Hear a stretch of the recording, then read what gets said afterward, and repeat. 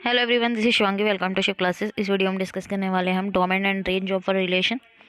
तो दोनों ही लैंग्वेजेस में डिस्कस करेंगे। चलिए स्टार्ट करते हैं। तो डोमेन एंड रेंज जो होता है रिलेशन का, उसे जानने से पहले हमें पता होना चाहिए रिलेशन क्या है। तो रिलेशन क्या है? जो रिलेट करते हैं एलिमेंट एक सेट से दूसरे सेट में। ठीक है, जब हम क्या करते हैं, रिलेट करते हैं एलिमेंट्स को एक सेट से दूसरे सेट को, तो वो हमारा क्या कहलाता है? रिलेशन कहलाता है। भाई रिलेशन का मतलब क्या? हम नॉर्मल रिलेशन का मतलब क्या समझते हैं? जब क्या है संबंध। रिलेशन का मतलब क्या है? संबंध। संबंध किससे होता है? हमारा एक दूसरे से होता है। तो इसी तरीके से सेट सेट का रिलेशन, एक सेट का रिलेशन दूसरे सेट के जो एलिमेंट है उनसे क्या रिलेशन है।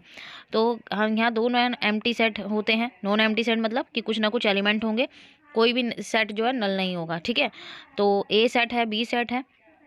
तो जो इनका रिलेशन होगा सबसेट का, जो इनका सबसेट होगा वो कार्टेशियन प्रोडक्ट होगा। पर कार्टेशियन प्रोडक्ट मैंने आप लोगों को बता दिया, ए इंटू बी। भाई जो इनका रिलेशन हम जो डिफाइन करेंगे वो कैसे डिफाइन करेंगे? कार्टेशियन प्रोडक्ट की तरह। एग्जांपल से भी समझेंगे अभी आगे। तो जो डोमेन होता है वो सेट का फर्स्ट एलिमेंट होता है। ऑर्डर्ड पेयर में हम इन्हें लगाते हैं। ऑर्डर्ड पेयर में आप लोगों को समझा चुकी हूँ भाई, कोऑर्डिनेट एक्स और वाई। ठीक है भाई, फर्स्ट एलिमेंट जो होता है वो डोमेन होता है। मीन्स एक्स जो है हमारा डोमेन है और वाई हमारा क्या है? रेंज है। ये एग्जांपल मैं ले रही हूँ, एक्स और वाई को ले रहे हैं। आगे अभी आपको न्यूमेरिकल्स भी दिखेंगे, 3-4 मैंने न्यूमेरिकल्स भी लिए इसमें आपको समझाने के लिए, तो आपको अच्छे से क्लियर हो जाएगा। और रेंज जो होता है वो ओनली एलिमेंट्स होता है। ठीक है, जिसे फंक्शन के द्वारा यूज़ किया जाता है। तो यहाँ ट्रिक है रेंज का कि जो सेट बी है can be equal to the range of relation, या हम बोल सकते हैं या उससे बड़ा होगा। तो अब यहाँ पे अगर हम देखें एग्जांपल समझते हैं। R be a relation from set A to set B, then the set of first element belong to the order pair is called the domain. तो अगर हम क्या देख रहे हैं कि ए और बी सेट के बीच में हम क्या देख रहे हैं? संबंध देख रहे हैं। तो जो फर्स्ट एलिमेंट होगा, ठीक है, ऑर्डर पेयर का, वो क्या कहलाएगा? हमारा क्या कहलाएगा? डोमेन कहलाएगा। ठीक है, जो भी हमारे पास आर, जो भी हमारा रिलेशन, भाई जो हमारे पास सेट है, तो हम डोमेन को कैसे रिप्रेजेंट कर सकते हैं? इस तरीके से कि डोमेन को हम रिप्रेजेंट कर रहे हैं। एक second. A belongs to A, ठीक है, small A belongs to capital A हमारा सेट है। ठीक है, A B belongs to R. भाई ए और बी जो है हमारे दोनों रियल नंबर हैं। ठीक है, बी जो है वो सेट बी से है और जो ए है वो ए सेट से है। ठीक है, कैपिटल ए सेट से है। तो जो हमारा पहला वैल्यू है, ठीक है, पहली वैल्यू जो होती है ऑर्डर पेयर की, वो हमारी क्या होती है? डोमेन होती है। और जो सेट होता है सेकंड कंपोनेंट का, वो ऑर्डर पेयर का, वो हमारा क्या कहलाता है? रेंज कहलाता है हमारे रिलेशन का। ठीक है, तो B belongs to B set से। ठीक है, तो डोमेन और रेंज की वैल्यू हमारी क्या हो गई? इस तरीके से हम इसे डिफाइन करते हैं। अब एग्जांपल से समझेंगे तो आपको और अच्छे से क्लियर होएगा। देखो, अब यहाँ हमें डोमेन और रेंज बताना है। ठीक है, यहाँ हमें क्या दे रखा है? भाई पहले सेट में बात की गई है आई कलर की, दूसरे सेट में बात की है स्टूडेंट के नेम की।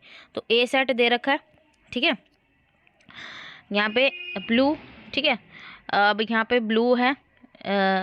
जोन पहले पहले जो ऑर्डर पेयर हमें दे रखे हैं, पहले में हमारे पास कलर है, आई कलर है, दूसरे में स्टूडेंट का नाम है।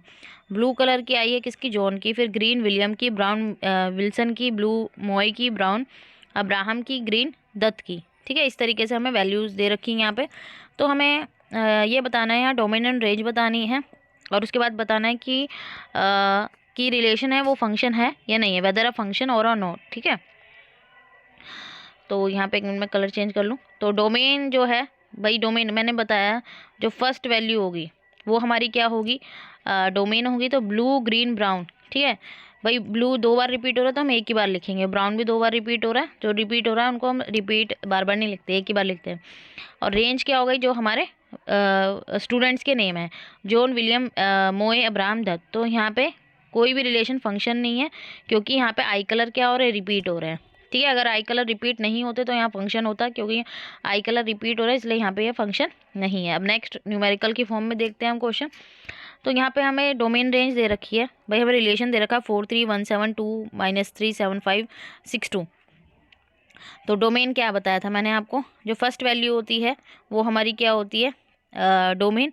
और जो रेंज होती है वो नेक्स्ट वाली वैल्यू होती है। तो पहली वैल्यू 4 है, -1 है, 2 है, 7 है, 6 है। तो वो वैल्यूज़ यहाँ लिख दी है। ठीक है, असेंडिंग ऑर्डर में। उसी तरीके से यहाँ पे हमने रेंज लिख दिया है हमारी। आप यहाँ देख सकते हैं, असेंडिंग नहीं, जैसे जिस तरीके से दे रखा है उसी तरीके से हमने लिख दिया, यहाँ रेंज लिख दिया। बस यही बताना था, बस वो लिख दिया है। ठीक है, ऑर्डर पेयर हमें दे रखे थे। ऑर्डर पेयर में, भाई ऑर्डर पेयर हमें की फॉर्म में हमें दे रखा है, एक्स और वाई की फॉर्म में दे रखा है ना ऑर्डर पेयर। तो उसी तरीके से जो पहली वैल्यू होती है वो हमारी डोमेन होती है और नेक्स्ट वैल्यू हमारी रेंज होती है। अब यहाँ पे हमारे को दे रखा है डायग्राम, एरो डायग्राम के थ्रू, तो यहाँ हमें डोमेन और रेंज बतानी है। तो पहले वाले में हम क्या देखते हैं, डोमेन, दूसरे वाले में हम क्या देखते हैं, रेंज। ठीक है, तो 3 4 रिलेशन बता रहा है 3 और 4 में। ठीक है, 4 का रिलेशन बता रहा है 6 से, और 5 का रिलेशन 3 से भी है और 5 से भी है। तो डोमेन हमारा क्या होता है, पहले वाले जो ब्रैकेट में हमें पहली वैल्यू दी होती है, तो यह डायग्राम के थ्रू है, तो हमारे डोमेन क्या हो गए 3 4 5। ठीक है, रेंज क्या हुए, रेंज हमारी क्या हुई भाई, 3 का रिलेशन किससे 4, 3 का रिलेशन किससे 4 से लिख दिया। ठीक है, 4 का रिलेशन 6 है, ठीक है 6 भी लिख दिया। 5 का रिलेशन 3 से भी है और 5 का रिलेशन 5 से भी है, तो 3 भी है यहाँ और 5 भी है। क्लियर हुआ। अब रिलेशन भी बताना है इसमें, देखो क्वेश्चन में लिखा डोमेन रेंज बताना है और हमें जो रिलेशन है इनके बीच में वो भी बताना है। तो रिलेशन इनके बीच में किस किस के बीच में, 3 का किसके साथ है 4 के साथ, 3 और 4 लिख दिया हमने। 4 का किसके साथ है 6 के साथ, तो 4 6 मैंने एक साथ लिख दिया। 5 का रिलेशन 3 के साथ भी है और 5 का रिलेशन 5 के साथ भी है। ठीक है, तो इस तरीके से हमने रिलेशन भी इनका बना दिया। क्लियर हुआ। एक और न्यूमेरिकल है, तो हमें यहाँ पे इस फॉर्म में दे रखा है। ठीक है, हमें इस फॉर्म में दे रखा है, तो हमें यहाँ जो है डोमेन रेंज यहाँ पे फाइंड आउट करनी है और रिलेशन भी। तो ये हमें रिलेशन दे रखा है इस तरीके से।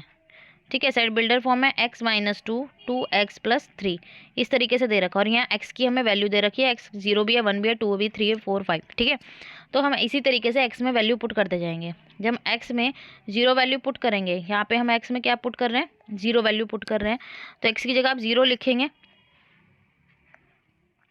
तो क्या हो जाएगा ये 0 - 2। ठीक है, 0 - 2 कितना हो गया -2।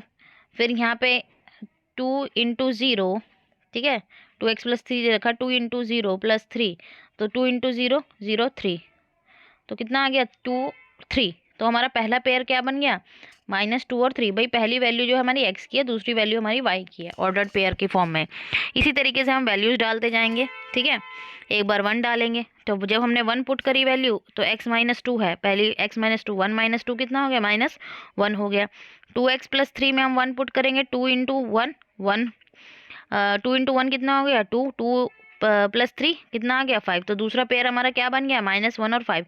इसी तरीके से एक बार हमने 2 पुट करा है, 3 पुट करा है, 4 करा है, 5 में, दोनों ही जो हमें यहाँ इक्वेशन दे रखी है x और y की, उसमें हम यहाँ पे पुट करते जाएंगे, तो हमारे पास जो दोनों कोऑर्डिनेट्स हैं वो आ जाएंगे, तो हमारा रिलेशन इस तरीके से बन जाएगा।